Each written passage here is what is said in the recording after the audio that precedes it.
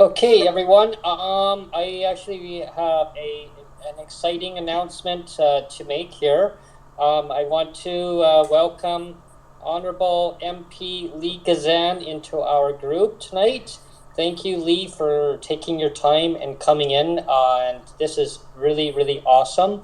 I know a lot of people probably have a lot of questions for you, but I kind of gave them a prelude of the questions, so we're gonna narrow them down to you give your speech first, and then we'll take the questions after, and that way we can kind of keep things on track. I think a lot of them are really wanting to know is that can you explain to all what GLBI is and what is the dollar figure per month to start with, and there's a lot of other questions that I'm sure they'll be asked. Thank you, everybody, so much for being here tonight. This is a critical group, and certainly a vital issue in this country when we talk about equity and equality, and the fact that it doesn't exist for many, including Canadians with disabilities. I think it's important to note that we do have guaranteed income programs in the country already. For example, the guaranteed income supplement for seniors, a guaranteed income, I would argue, not livable. EIA, social assistance, again, a guaranteed income, 100%. So I keep saying somebody putting 100% up. It's 100% not livable. To me, poverty is one of the most violent human rights violations. Keeping people poor in a country while we bail out corporations, while people struggle to survive, particularly now that we're in a pandemic, to me is unacceptable. So, I think when we're talking about guaranteed income, and certainly what it is, it's important to know that this is nothing new. This is nothing new. We do have income guarantees, but there's far too many people now that fall through the cracks. And basically, a guaranteed livable basic income is a predictable cash payment that's provided unconditionally by government to all individuals in Canada who need it. It doesn't require participation in work or training or education.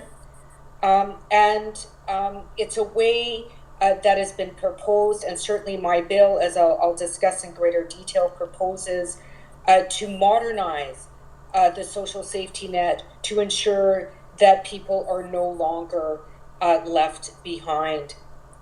It is a way of ensuring that all persons in Canada can live with respect, dignity, security, and human rights.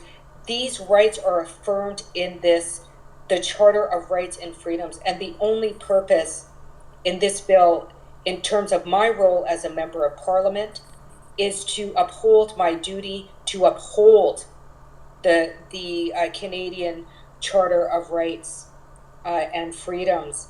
I'd also like to let you know that Senator Kim Pate has pushed forward exactly the same bill with exactly the same wording on the Senate side.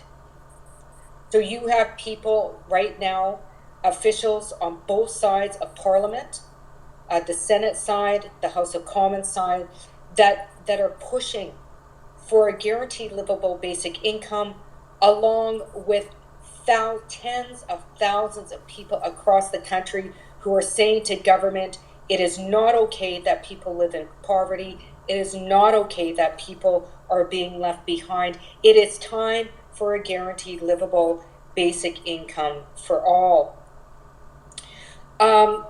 So I want to go into a little bit of history, and then to talk about the current bill that I have before the House. In the last Parliament, I put forward a motion called Motion 46 that proposed a guaranteed livable basic income. Now, when I started with this motion, people didn't think it had a lot of hope we built momentum. I worked alongside, under the guidance and leadership of Basic Income Canada, Basic Income Manitoba, the Youth Basic Income Network, anti-poverty advocates, disability advocates, human rights organizations, unions, guaranteed income organizations from across the country to push Motion 46. And I'm pleased to report that it had unbelievable support. In fact, in a petition that we posted online, we garnered over 45,000 signatures. 45,000 signatures. And that's in addition to the tens of thousands of people across this country are saying it is unacceptable that people have to live in poverty in this country, especially at a time when we see corporations getting bailouts, making more profits than ever before since the pandemic, and we see seniors being cut off GIN, and we see a lot of rhetoric, but Canadians with disabilities time and time and time again being left behind. So what Motion 46 proposed is an income guarantee for anybody over the age of 18 years of age, students, seniors, disabled persons, temporary foreign and migrant workers who currently did not have a livable income, in addition to current and future government programs and supports. And I say that paragraph 5 specifically in Motion 46, why that paragraph was so important is we know that a guaranteed livable income is only as good as how it is rolled out. For example, if you replace the entire social safety net with a guaranteed livable basic income and you cut disability payments, you cut things like pharmacare, universal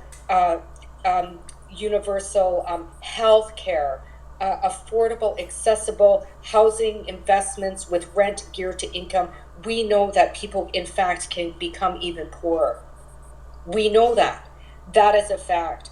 So the motion proposed very, very clearly that this would be based on a guaranteed livable basic income in addition to current and future government programs in support, based on regional differences in cost of living, not requiring participation in work, employment, or training.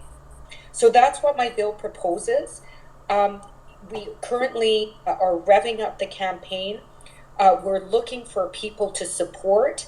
I'm so glad to see all of you on the call today, and I hope to work with you as we really fight to ensure finally the implementation of a guaranteed livable basic income in Canada.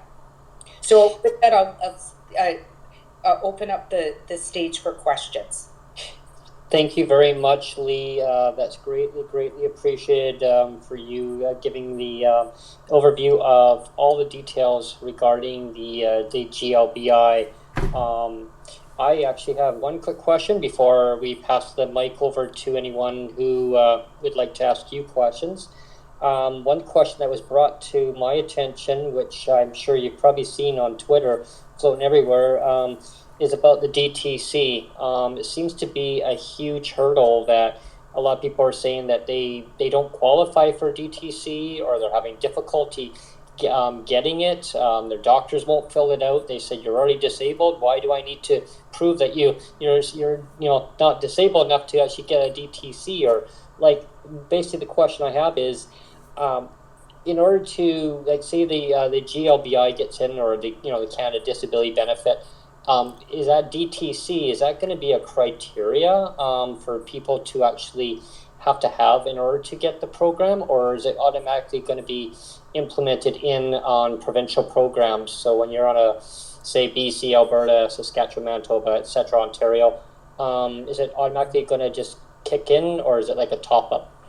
Well, that's the purpose of the framework, is to develop a framework in which to put in place a guaranteed income program. That's what my bill proposes, is to put forward a bill where it forces the government to put in place and negotiate with provinces to put in place a guaranteed income program. You bring up a very good point, though, Brent. Part of the issues with our current social safety net is it's punitive,